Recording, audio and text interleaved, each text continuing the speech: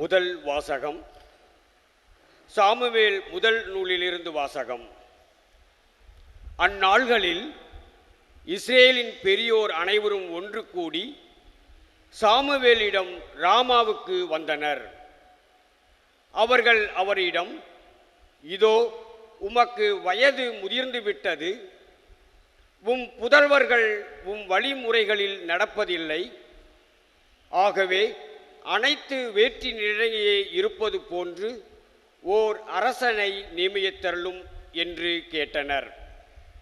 எங்களுக்கு நீதி வழங்க ஓர் அரசனை தாரும் என்று அவர்கள் கேட்டது சாமுவேலுக்கு தீயதெனப்பட்டது. சாமுவேல் ஆண்டவரிடம் வேண்டிக் கொண்டார்.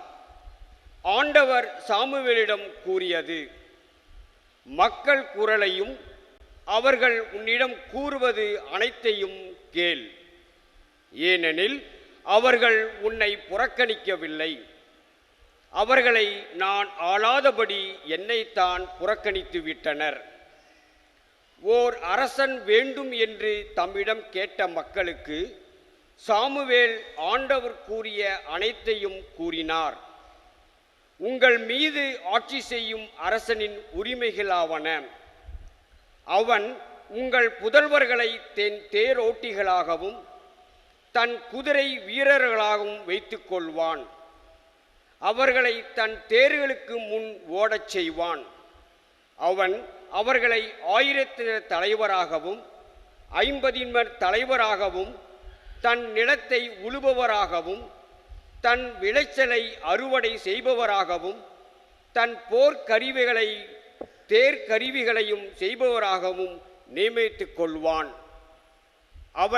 மேலும் அவன் உங்கள் புதல்வியரை பரிமள தைலம் செய்கிறவர்களாகவும் சமைப்பவர்களாகவும் அப்பம் சுடுபவர்களாகவும் வைத்துக் கொள்வான். அவன் உங்கள் வயல்களில் திராட்சை தோட்டங்களிலும் ஒலிவ தோப்புகளிலும் சிறந்தவற்றை தேர்ந்தெடுத்து கொண்டு தன் அலுவலருக்கு கொடுப்பான். உங்கள் தானியத்திலும் திராட்சை பலனிலும் 10 ஒரு பங்கை எடுத்துக்கொண்டு தன் காரிய தலைவருக்கும் அலுவலருக்கும் கொடுப்பான். உங்கள் வேலைக்காரரையும் வேலைக்காரிகளையும் உங்கள் கால்நடைகளில் சிறந்தவற்றையும் உங்கள் கழுதிகளையும் தன் சொந்த அலுவலுக்காக பயன்படுத்துவான். உங்கள் மந்தைகளில் 10 ஒரு பங்கு எடுத்துக்கொள்வான். நீங்கள் அவனுக்கு பணியாளர்களாய் இருப்பீர்கள். அந்நாளில் நீங்களே உங்களுக்காக தேர்ந்து கொண்ட அரசனை முன்னிட்டு முறையிடுவீர்கள். அந்நாளில் ஆண்டவர் உங்களுக்கு செவி கொடுக்க மாட்டார். மக்களோ சாமுவேலின் குரலுக்கு செவி கொடுக்க மறுத்து, இல்லை, எங்களுக்கு கட்டாயம் ஓர் அரசன் வேண்டும், அனைத்து வேற்றின மக்கள் போலவே நாங்களும் இருப்போம், எங்கள் அரசன் எங்களுக்கு நீதி வழங்குவார், எங்கள் போர்களை முன்னின்று நடத்துவார் என்றனர்.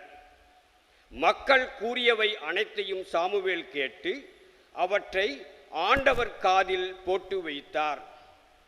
ஆண்டவர் சாமுவேலிடம் கூறியது, அவர்கள் குரலுக்கு செவி கொடுத்து அவர்கள் மீது ஓர் அரசனை ஆளச் செய். ஆண்டவரின் அருள்வாக்கு. இறைவனுக்கு நன்றி.